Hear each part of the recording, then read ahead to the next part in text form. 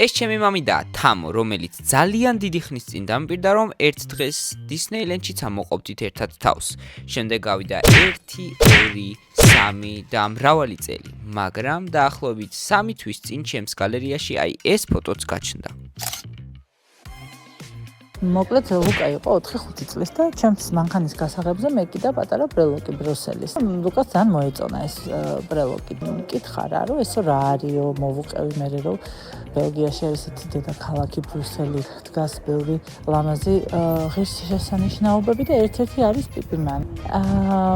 მაშინ ვუთხარი, რომ დიდი რო გაიზრდები, აუცილებლად წავალთ მე და შენ ერთად ბრუსელში მეთქი და ეს მოხდა ზუსტად ჩარშან ზაფხულში.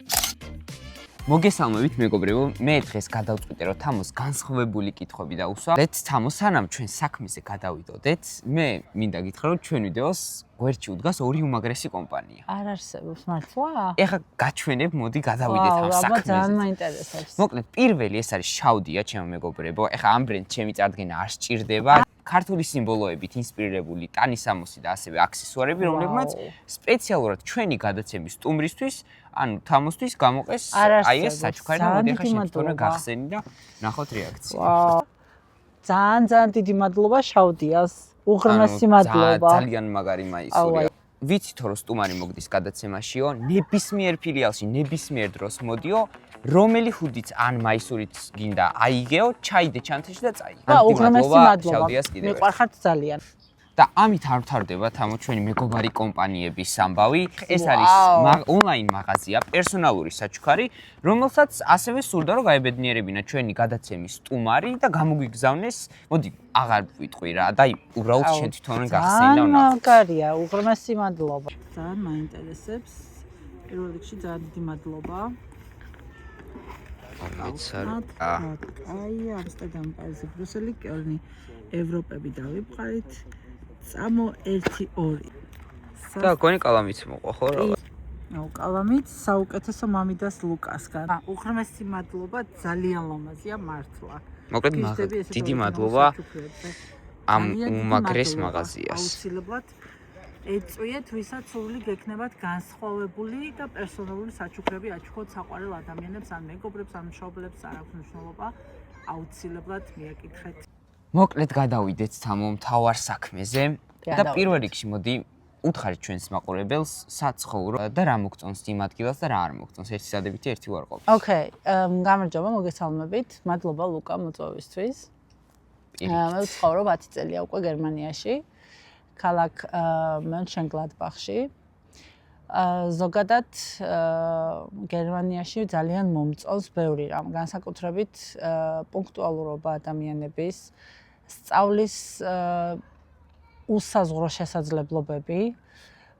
ძალიან მომწონს ქვეყანა თვითონ თავისი მრავალფეროვანი არქიტექტურით. ყველა ქალაქს აქვს სხვადასხვა არქიტექტურული ნიშა თავისი, ხო, ესე ვიტყოდი. და სისუფთავე, ადამიანებთან დამოკიდებულება, ქუჩაში გასვლისთანავე ვინ შეგხვდება გიღიმის გესალმება.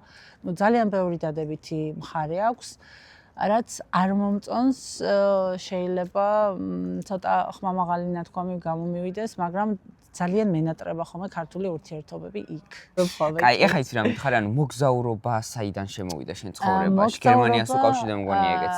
მოგზაურობა შემოვიდა ჩემს ცხოვრებაში თავიდან. ანუ ზოგადად ძალიან მიყვარდა და სულ ოცნებობდი, რომ რაღაცა ის ქალაქები მენახა, რომელსაც თუნდაც ფილმის დროს ვუყურებდი და ვხედავდი, აი თუნდაც ეიფელის კოშკი მაგალითად, როცა რამე ფილმს ვუყურებდი, ან რამე ვიდეოს, უცებ წარმოვიდგენდი ჩემ თავს ეიფელის კოშკის ქვეშ და როგორ ვსეირნობდი პარიზის ქუჩებში და ასე შემდეგ. ნუ მართლა აგიხდა ეგოც. კი, ამიხდა, იცი რა, ამიხდა ცოტა ისეთია, შენ თავს უნდა ცოტა რაღაცა საშუალება მისცე იმის, რომ რაც ოცნება და მიზანი გაქვს გაისრულო. და რა თქმა უნდა, ხა მარტო შენ ვერაფერს ვერ გააკეთებ, ღმერთის ძალა და იმედი აუცილებლად თან უნდა სდევდებს ამ ყველა ოცნებას და მიზანს.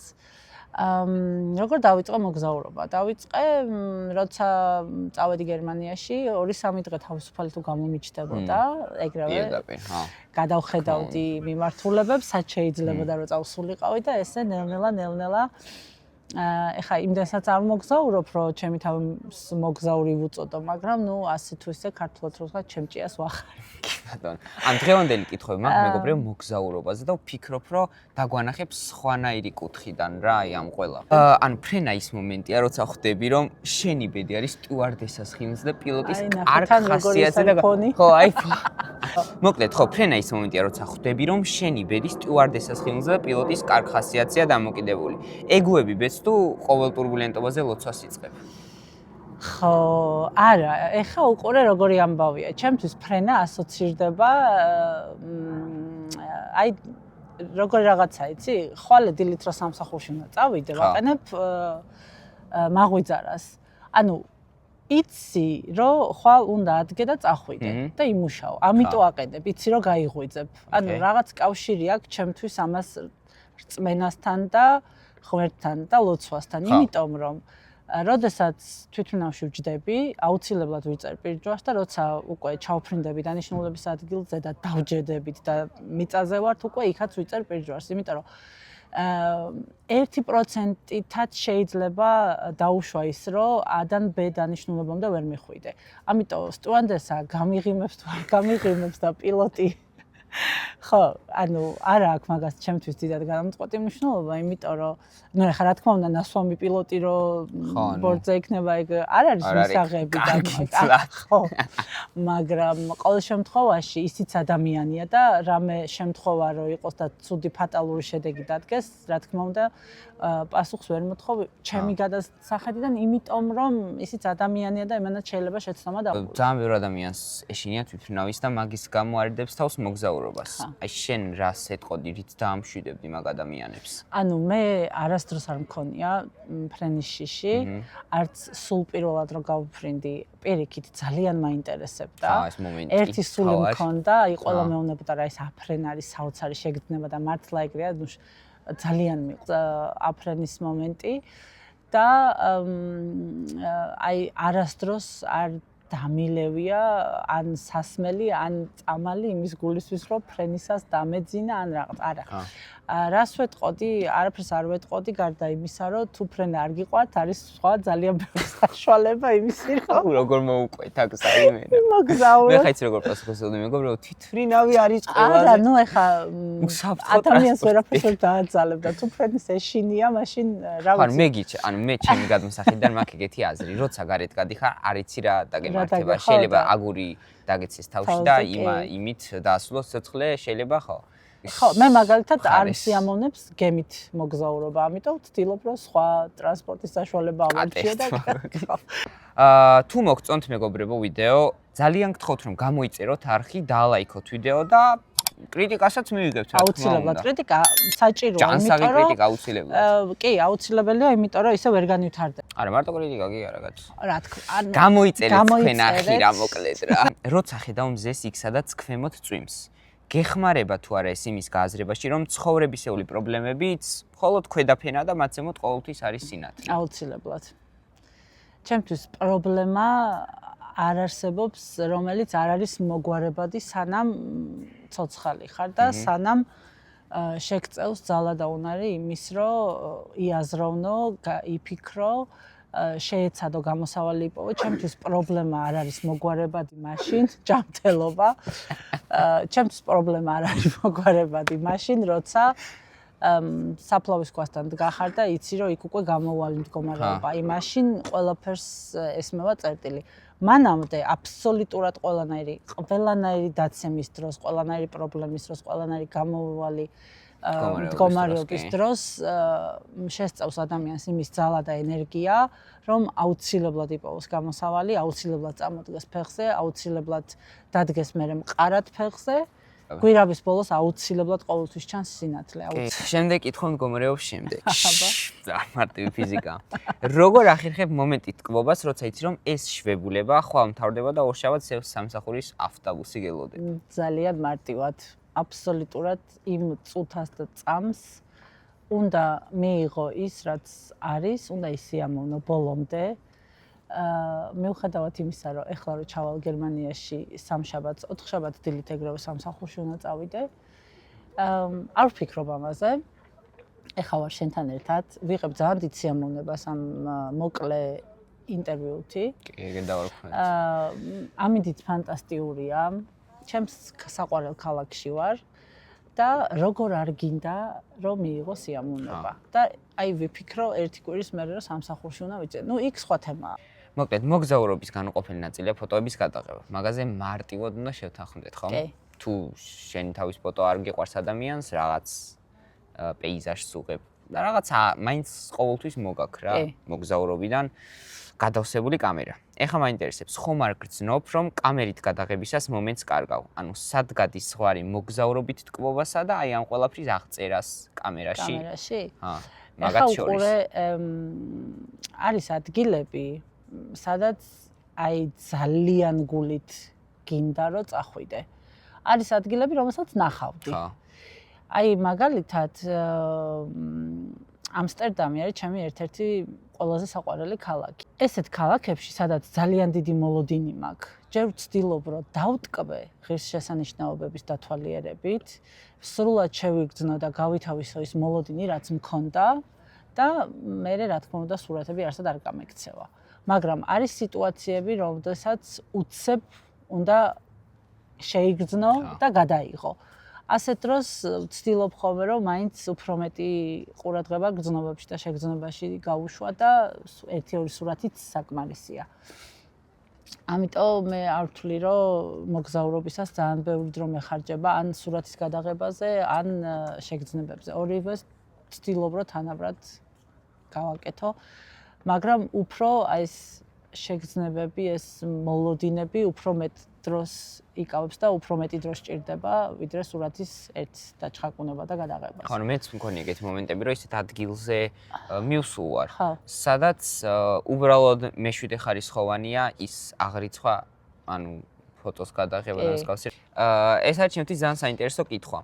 ხშირად როცა ადამიანები სტუმრობენ ძალიან მაგარ ადგილებს, ანუ ესე რომ და უწოდოთ მაგალითად ეს შეიძლება იყოს ეიფელის კოშკი, ეს შეიძლება იყოს პიზის კოშკი, ეს შეიძლება იყოს რომის კოლოზეუმი და ასე შემდგომ. ანუ არიან ადამიანები, რომლებიც იმ ემოციას იღებენ, რასაც ისინი ელოდებიან და ასევე არიან ის ადამიანების კატეგორია არსებობს, რომლებიც აი ვერ მოდიან ისეთი ბედნიერები, არ არის მოლოდინის ტონი გამართლებული. ანუ ამ ემოციების. და აი შენ რას დაუკავშირდი, რაზეა დამოკიდებული ეგ ადამიანში? ოკეი, ეხლა სწორად ჩამოვაყალიბე კითხვა. კი, ეხლა უყურე ზოგადად როცა სადღაც გეგმავ რომ წახვიდე, ნუ განსაკუთრებით ისეთ ქალაქში, სადაც არ ხარ ნამყოფი ან ისეთ ქვეყანაში, რა თქმა უნდა წინასწარ ეძებ ინფორმაციას, ხო? უყურებ ვიდეოებს, ან ფილმი გაქვს ნანახი, ან ინტერნეტში ეძებ რაღაც ინფოს. და გაქვს მოლოდინი იმის, რომ აი რაც სურათებში და ვიდეოებში გაქვს ნანახი, ეს არის ვაუ, ძალიან მაგარია და აუცილებლად უნდა წავიდე, მაგრამ ხშირ შემთხვევაში არა, მაგრამ ნუ არის ხოლმე მომენტები, როცა ჩადიხარ ქალაქში, რომელიც ძალიან მაგარი გგონია. კი, აქვს რაღაცეები, რაც ძალიან მაგარია, მაგრამ საბოლოო ჯამში ის მოლოდინი არ გაგიმართლდა, რაც გქონდა. ჩემთვის კიდე ძალიან მნიშვნელოვანია, ვისთან ერთად მიდიხარ, როგორი ამინდია, წელიწადის რა დროა და ასე შემდეგ. ანუ პარტნიორი, რომელიც შენთან ერთად არის მოგზაურობაში, ძალიან დიდ როლს თამაშობს ზუსტად იმ ემოციების აღქმაში და გააზრებაში, რაც მანამდე რაღაცა წარმოდგენილი გაქვს. მე კიდე იცი რა მგონია, ეგ რა თქმა უნდა ყველა ფაქტორი 100%-იანი მოქმედებს. დამატებით მგონია კიდევ აი ემოციური ბმა ადამიანს როგორი აქვს იმ ქალაქთან თუ იმ ობიექტთან რის სანახავადაც მიდის. მაგალითად ეხა შენ შეიძლება ეიფელის კოშკი საერთოდ არ მიგაჩნდეს რაღაცედად რა. ამ დროს მე ვუყურებ სიტყვაზე ბავშვობიდან ფილმებში, მულტფილმებში და ის სულ წარმოვიდგენ ჩემ თავს, ანუ ვფიქრობ რომ მაგას შეუძლია ერთიორად გაზარდოს აი ეს ემოციური ბმა მოკლედ ძალიან მნიშვნელოვანია რა ემოციას დის როცა ხედავ ამ ობიექტს შემდგომ შენ თვალწინ როცა იშლება იმიტომ რომ მე მქონდა ეგეთი მომენტი აი ზუსტად ტროკადერო ხო აი ტროკადეროს აი ტროკადეროზე რომ გაიჩიტე უკვე ხო, აი, ძალიან ისეთი აბა და რემოსიები. გახსოვს ეგ მომენტი, ხო. მოიცამეცა ჯერ და უცებ ეიფელი რო დაინახე. ხო, აი უკნა შეაუბრუნე და მაშინ ძალიან დიდ აგონიაში ხო, ვიყავი. მე ძალიან მაგარი აგონიაში ჩავარდი. ძალიან მაგარი რეაქცია ჰქონდა. აი მე დამემართა ეგრე მაგალითად რომში კოლოზიუმის ნახვისას აბსოლუტურად გავითიშე, აი საერთოდ მოვწყდი რეალობას. იმდენად იქ ვიყავი და ესე მეგონა რომ იმ რაღაცა რომის იმპერიის პერიოდში გადავეშვი და რაღაც კეისარი გამოვიდოდა თავისი ლომებით და რაღაც ანუ ძალიან დიდი მოლოდინი მქონდა სხვათა შორის რომის. მოკლედ მეგობრებო, თუ მოგეწონათ ჩვენი მინი ინტერვიუ, გამოიწერეთ აუცილებლად ლუკას გამყრელიძის არხი. აქვე პატარა ტრიგერს ჩავაგდებ, მოკლედ შემდეგ ვიდეოს გეგმავთ, ეს ცოტა უფრო აი მოთელვითი ამბავი იყო, გავიცანით ქალბატონით ამ მამი და მოკლედ ეს იყო დღეისათვის, სულ მეგობრებო, ნახვამდის კარგად. კარგად, მომავალ შეხვედრამდე. ვიდეოს დასასრულს ალბათ ყველას გაუჩნდება კითხვა, რა არის ამ ვიდეოს მესიჯი. ჩვენ ვეცადეთ თქვენთვის გვეთქვა, რომ მოგზაურობა არის ადამიანის უსაზღვრო შესაძლებლობების ერთ-ერთი მაგალითი. მოგზაურობა არ არის მხოლოდ კილომეტრების დაგროვება, ეს არის კომფორტის ზონის მსხვერპლობა. გაბედეთ, წადით შორს და გახსოვდეთ, საზღვრები მხოლოდ რუკებზე არსებობს. ადამიანის სურვისთვის კი ისინი არ დაუწერიათ.